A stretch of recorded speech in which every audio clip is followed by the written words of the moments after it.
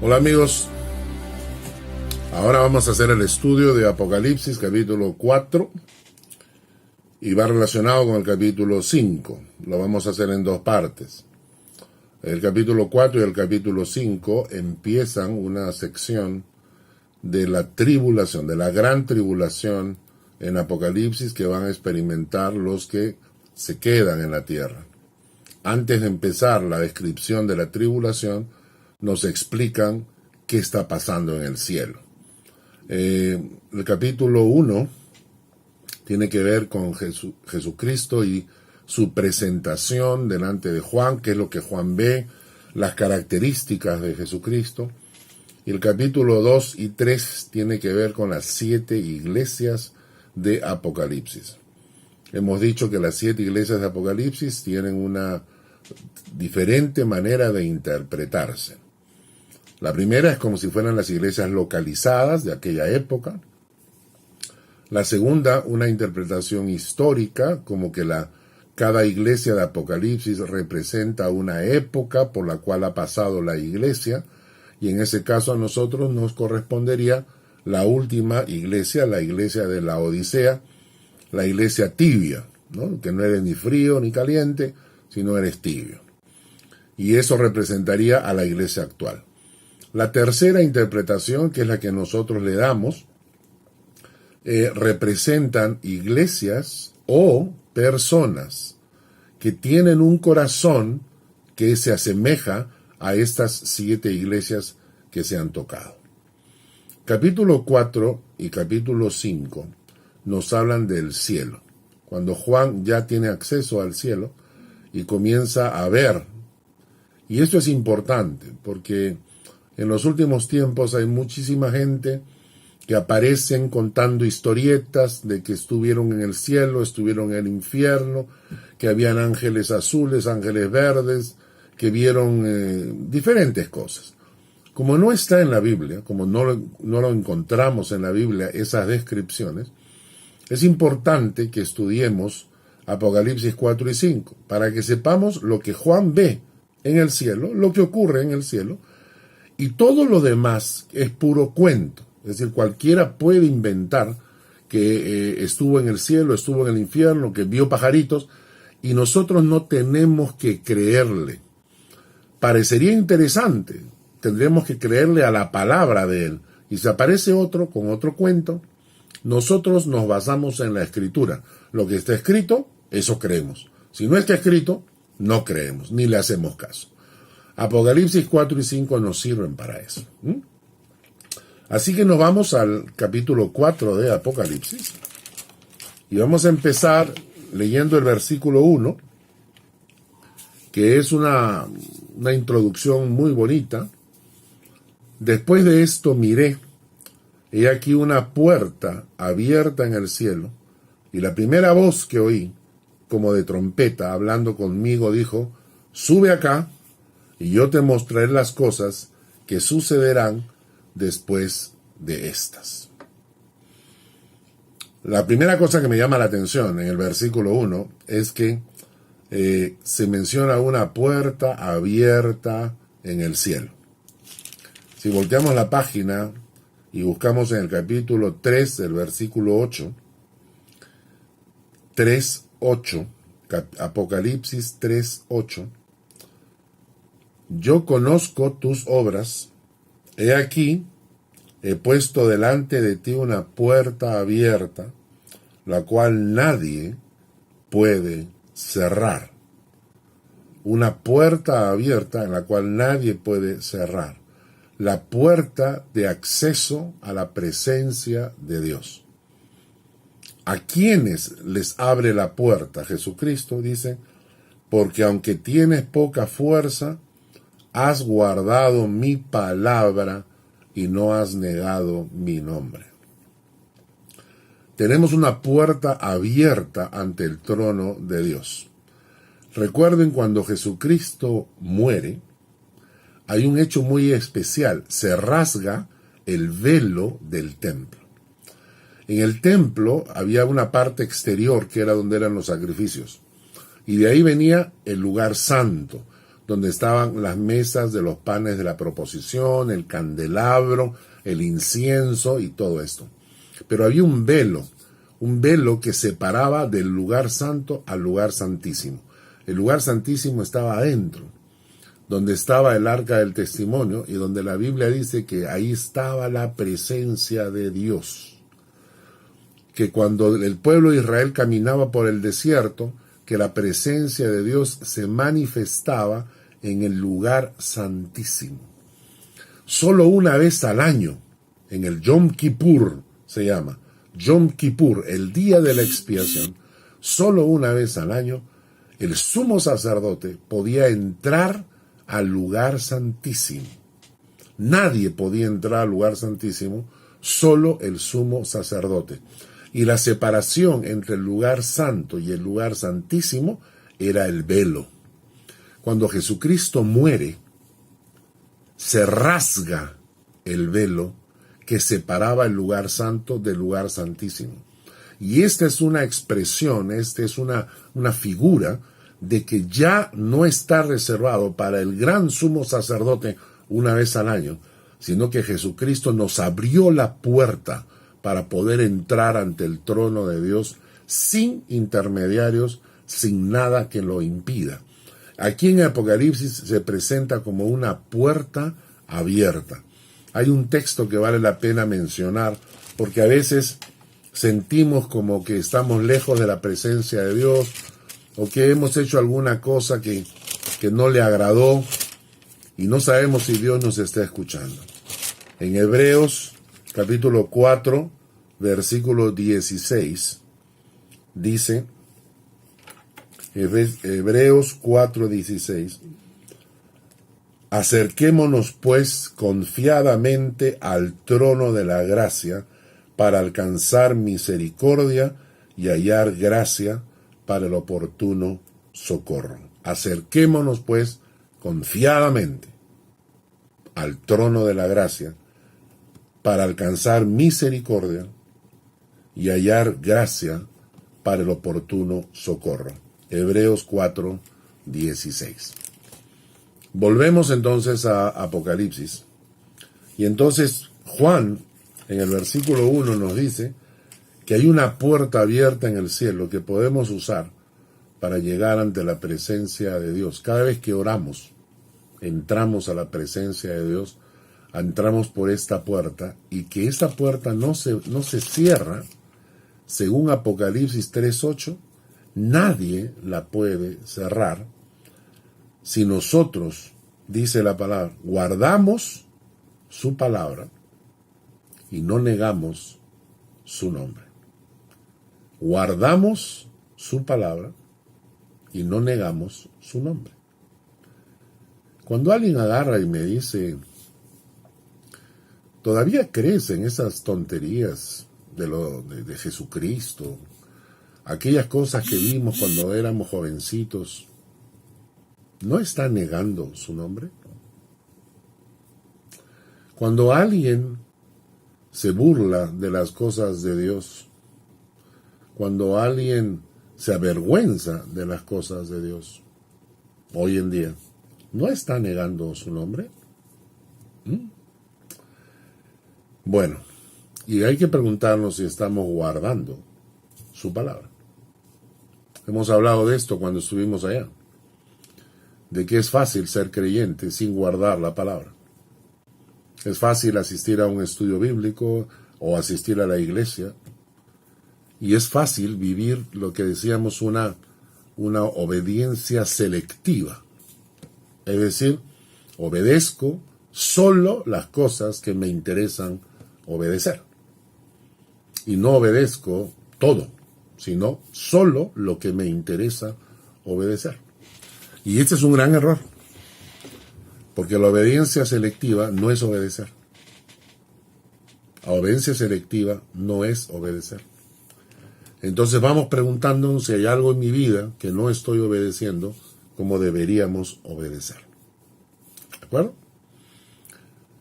Ahora vamos al capítulo 4 de Apocalipsis y vamos a leer los primeros versículos y vamos a contestar la pregunta: ¿qué ve Juan en el cielo? Empezamos con el versículo 2. Al instante yo estaba en el espíritu, y aquí un trono establecido en el cielo, y en el trono uno sentado.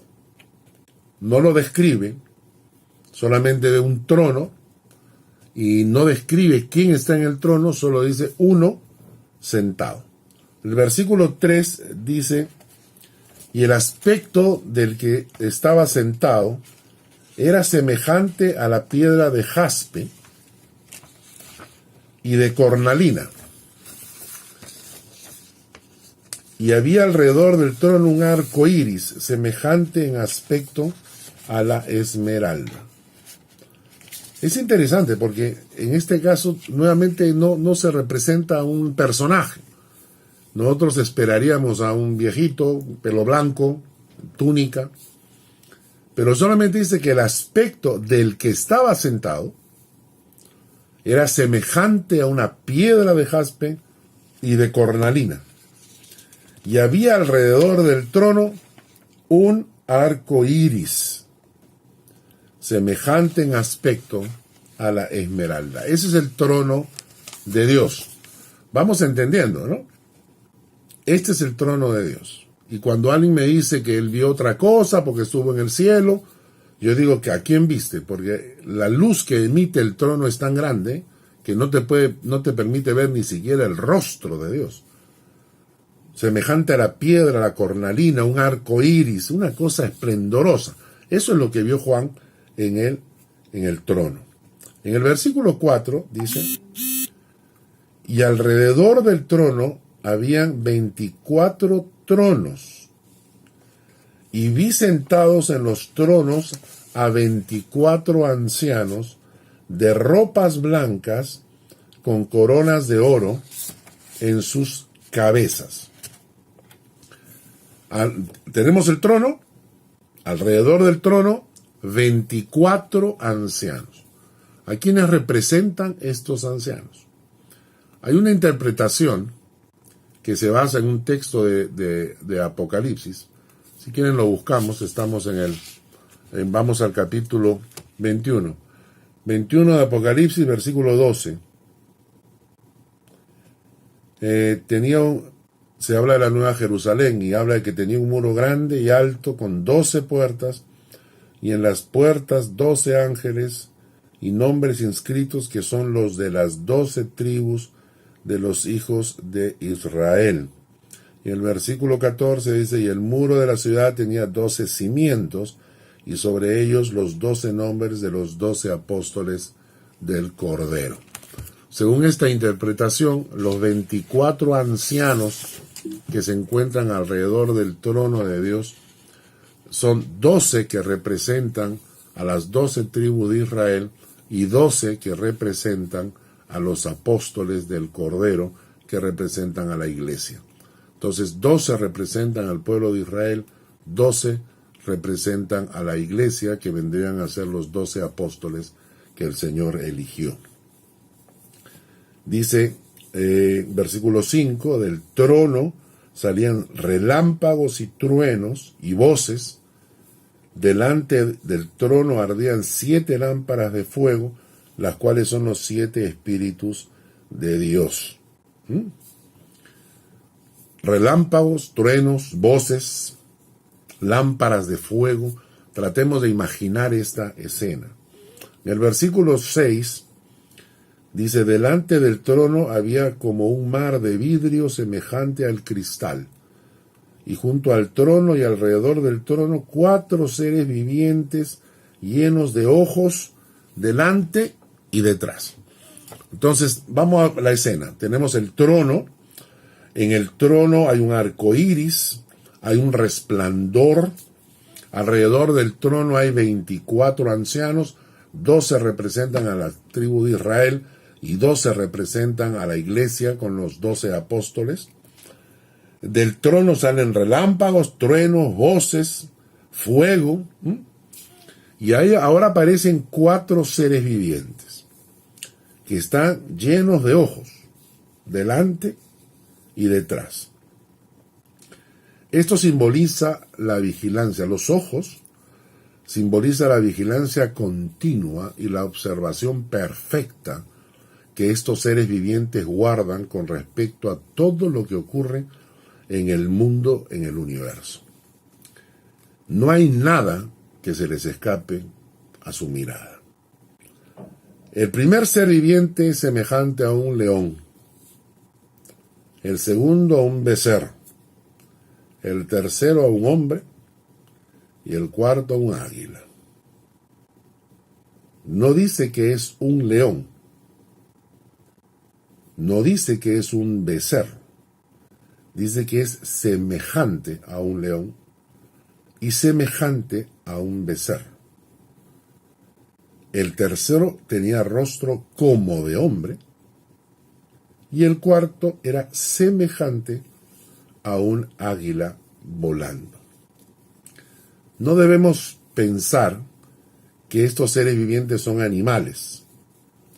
En el original, Zoa, que puede aplicarse a todo lo que vive, puede aplicarse a la vida en general, no dice bestias, no dice teria, que serían bestias, sino Zoa, que es vida. O sea, por otra parte, están representando algo. Algunos intérpretes dicen lo siguiente: puede representar lo más notable del león, lo más humilde del becerro, lo más sabio del hombre y lo más ágil del águila, ¿no?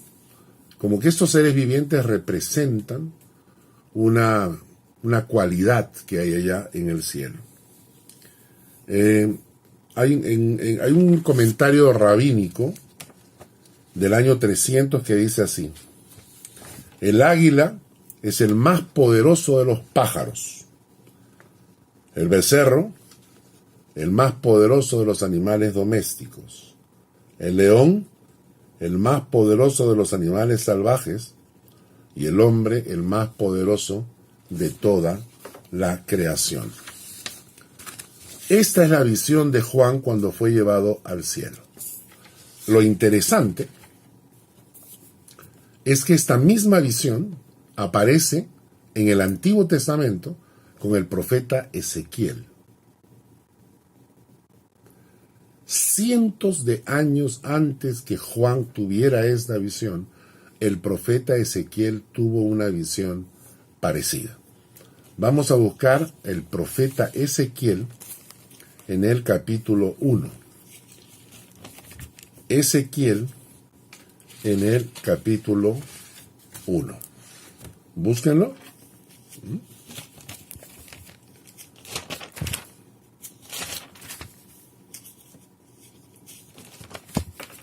Está después de Jeremías, después de Lamentaciones, aparece Ezequiel en el capítulo 1.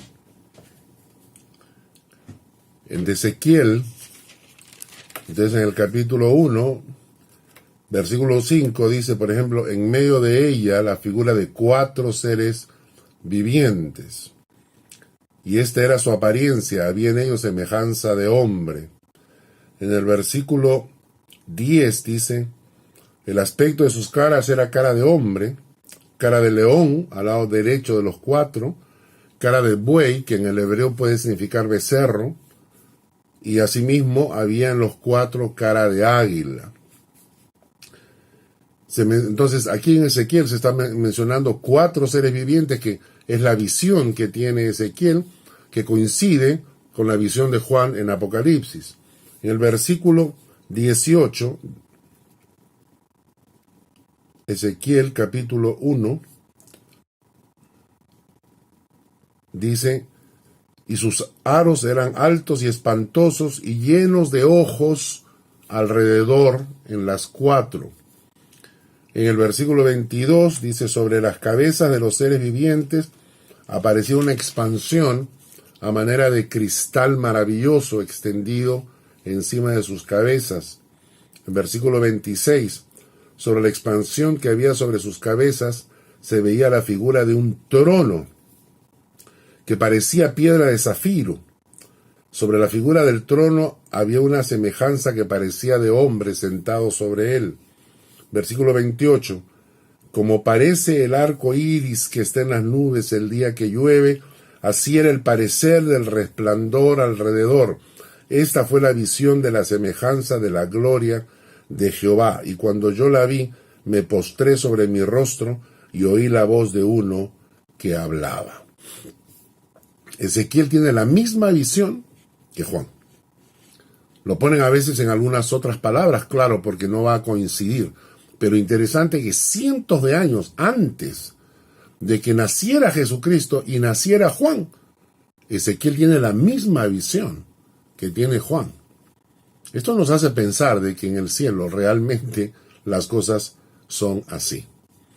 Vamos a estudiar ahora quién está sentado en el trono. Vamos a Apocalipsis, regresamos a Apocalipsis, al capítulo 4, y vamos a ver algunas características de quién está sentado en el trono. Vamos a leer. Dice, versículo 2. Al instante yo estaba en el espíritu. He aquí un trono, establecido en el cielo, y en el trono uno sentado. Lo primero que hay que entender es que si hay trono, hay rey. Si hay trono, hay rey. La primera característica es que el que está sentado en el trono es rey. No es amiguito, no es mi papito lindo, no es mi compañero, no es mi yunda, mi pata. Cuando hablamos de Dios, estamos hablando de un rey. Y noten esto, que para nosotros a veces lo dejamos de lado. A veces queremos mencionar como que Dios es el papito que me engríe. Sí, Dios nos engríe, nos protege, nos cuida, pero sobre todo es rey. Y al rey se le merece respeto, honra, etc. En el versículo 8, miren lo que dice. Los 4 seres vivientes tenían cada uno 6 alas, y alrededor y por dentro estaban llenos de ojos, y no cesaban día y noche de decir: Santo, Santo, Santo es el Señor, Dios Todopoderoso, el que es, el que era, el que es y el que ha de venir. Quien está en el trono es 3 veces santo. Es rey y es 3 veces santo. Santo en el Padre, santo en el Hijo, santo en el Espíritu. Es la única palabra que se menciona en la Biblia 3 veces. No hay ningún texto bíblico que diga misericordioso, misericordioso, misericordioso. No hay ningún texto en la Biblia que diga bueno, amor, amor, amor. No hay. La única palabra que se repite 3 veces sobre Dios es santo y es santo. Y esto tiene que decirnos algo sobre la presencia y la persona de Dios. El trato, el contacto que tenemos con Dios se basa en su santidad. Nosotros estamos pasando por alto, en forma superficial, esta cualidad de Dios. Cuando la menciona 3 veces, santo en el Padre, santo en el Hijo, santo en el Espíritu, nos está diciendo: si quieres relacionarte conmigo, tienes que pensar en la santidad como algo serio. No podemos relacionarnos con Dios sin santidad. Santo, santo y santo. Luego dice, es Señor, es el dueño, es el maestro, es el amo, ¿no? Y a veces me pregunto si entendemos que Él es el Señor de nuestra vida. Si Él realmente manda sobre nosotros. Es Dios. Pero no es un Dios cualquiera, es Dios todopoderoso. Él puede hacer lo que quiera. No hay problema que Él no pueda resolvernos. No hay situación de la que Él no pueda sacarnos. No hay circunstancias que Él no pueda vencer. Y por último dice, el que es, el que era, el que sigue siendo, el que es ahora, porque Él no cambia. Y por último, que ha de venir. Noten estas características. Santo, santo, santo. Señor. ¿No? Santo, santo, santo. Señor. Dios. Todopoderoso. El que era, pero el que es, el que ha de venir. Y además Rey. En el versículo 11 dice, Señor, digno eres de recibir la gloria, la honra y el poder, porque tú creaste todas las cosas. Por tu voluntad existen y fueron creadas. Dios es creador. Si Dios no es creador, si existe realmente la evolución, si salimos del Big Bang, porque explotó el universo, ¿no? Esto es mentira. Él es creador. Y no solamente es creador, sino que por tu voluntad existen. Existen las cosas porque la voluntad de Dios decidió que existieran. No se produjeron solas, sino que Dios es soberano y todo lo que Él quiso, lo hizo.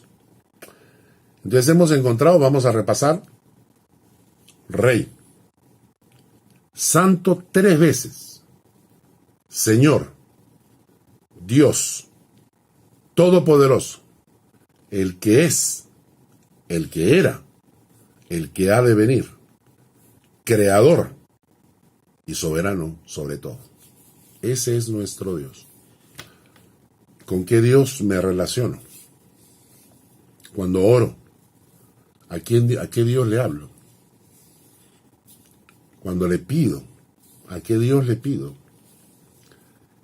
¿Qué tipo de relación personal tengo yo con este Dios? Y me pregunto si mi relación con Dios es tan eventual, tan circunstancial, si yo busco a Dios solo de vez en cuando.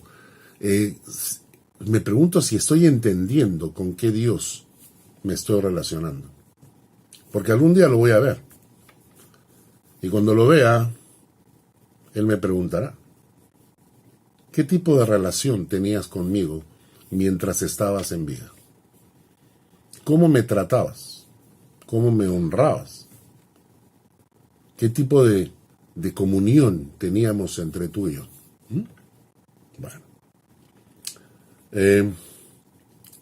¿Qué actividad hay en el cielo? Esa es otra pregunta que tenemos que hacernos. ¿Qué actividad hay en el cielo? En el versículo 8 nos dice algo que los seres vivientes hacen. Los 4 seres vivientes en el versículo 8 dicen, tenían cada uno 6 alas, alrededor y por dentro estaban llenos de ojos, y no cesaban día y noche de decir, Santo, Santo, Santo, es el Señor Dios Todopoderoso, el que era, el que es, el que ha de venir. Y siempre que aquellos seres vivientes, notan acá, siempre que aquellos seres vivientes dan gloria y honra y acción de gracias al que está sentado en el trono, al que vive por los siglos de los siglos. O sea, ¿qué es lo que los ángeles hacen? Estos 4 seres vivientes proclaman, Santo, Santo, Santo, Santo es el Señor, Dios Todopoderoso, el que era, el que es, el que ha de venir. Y dice, siempre que aquellos seres vivientes dan gloria, honra y acción de gracias al que está sentado en el trono. Esto es lo que hacen estos seres vivientes. Dan gloria, honra y acción de gracias al que está sentado en el trono. Y no cesan de hacerlo nunca.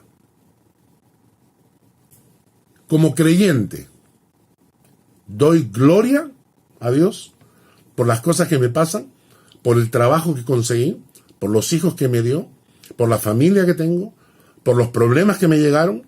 Le doy gloria cada día, de vez en cuando, a veces cuando me acuerdo, le doy gloria a Dios permanentemente por lo que Él hace. 2, honro a Dios con mis actos. Honro a Dios con mis palabras. Pregúntate, cuando te levantas en la mañana del domingo, ¿honramos a Dios el día del Señor? Primero hay que preparar el desayuno, la comidita, el paseo, el almuerzo, todo esto. Y aquí la pregunta es, ¿hemos aprendido a honrar a Dios? Cuando estás en la iglesia, cuando vienen las ofrendas, ¿honras a Dios? Cuando están predicando y estás escuchando la palabra, ¿honras a Dios con tus oídos?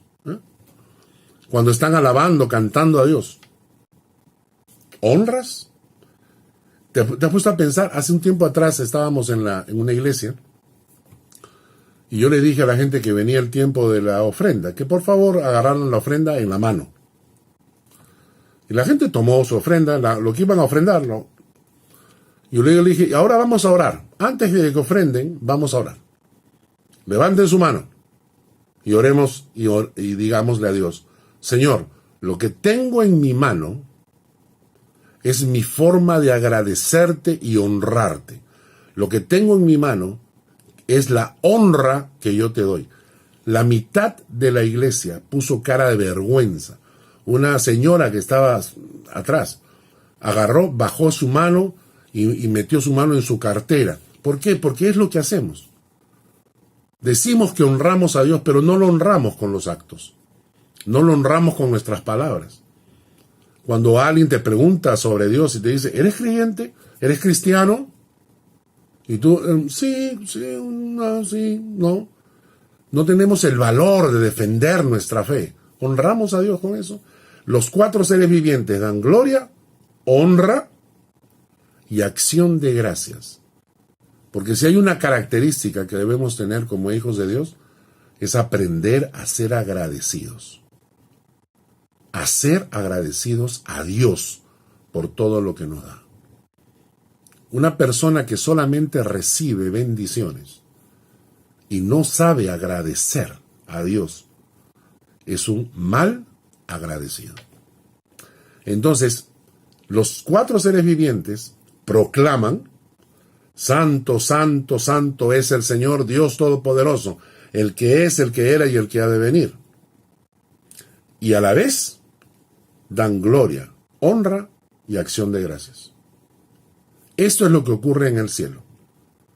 ¿Ocurre en nuestro corazón? Igual. Luego, el versículo 10 nos dice lo que hacen los 24 ancianos.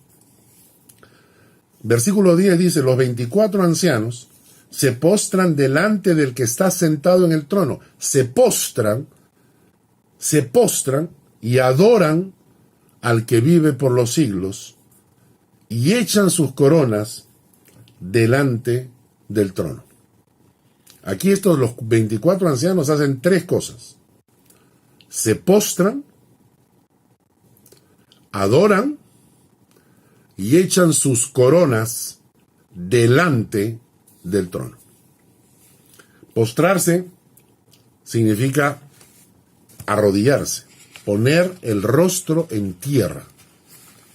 Esta era la manera en que se hacía delante de los reyes, porque el rey tenía acceso completo, él podía decapitarte con su espada, tú no podías defenderte porque tu cabeza está inclinada hacia adelante.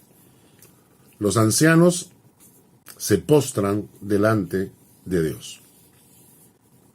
Nos postramos nosotros, quizás no en la iglesia, pero ¿alguna vez te has postrado en tu cuarto a solas? ¿Te has arrodillado y has puesto tu cabeza en el piso y le has dicho, Señor, estoy postrado delante de ti? Cuando nosotros usamos allá en el Perú, decimos está postrado en cama. Es un trapo, está tirado en cama, no sirve para nada. está postrado en cama. La expresión significa que realmente no sirvo para nada. Y me postro delante de Dios. Y adoro, no solamente canto, adoro a Dios. Elevo mi corazón en una actitud de exclamación de su grandeza. No cantamos a veces con la actitud correcta. No alabamos con la actitud correcta. No venimos al culto con la actitud correcta. El culto el domingo, mucha gente cree que es para escuchar una prédica. Vamos al culto a la iglesia a escuchar una prédica. Pero el culto ha sido hecho para Él, no para nosotros, es para Él. El culto es para Dios. El culto lo organizamos para honrarlo a Dios. Cuando yo llego a la iglesia, yo no llego a escuchar una prédica, yo llego a honrar a Dios, a adorar a Dios como cuerpo de Cristo. Por eso me levanto desde temprano en la mañana para orar, para preparar mi corazón. Y voy a la iglesia con esa actitud. Voy para adorar a Dios. No voy a escuchar la música, la alabanza, encontrarme con mis patas, mis amigos, tener un tiempo de amistad. No, yo voy a la iglesia a adorar a Dios porque la iglesia, el culto es para Dios, no es para nosotros. Porque todo fue creado por medio de Él y para Él. Postración, adoración, y luego dice que echan sus coronas delante de Dios. ¿Qué tal expresión, no? Todo lo que ellos ganaron, todo el homenaje que ellos reciben, la Biblia dice el galardón. Pablo menciona el galardón que recibiremos a la muerte. Todo lo que hayamos conseguido, ellos lo ponen a los pies de Dios, echan sus coronas delante de Dios. Me pregunto si nosotros hacemos lo mismo, si echamos delante de Dios nuestras coronas, todo lo que Dios nos ha permitido conseguir. ¿Qué pasa si Dios te bendijo y te hizo próspero?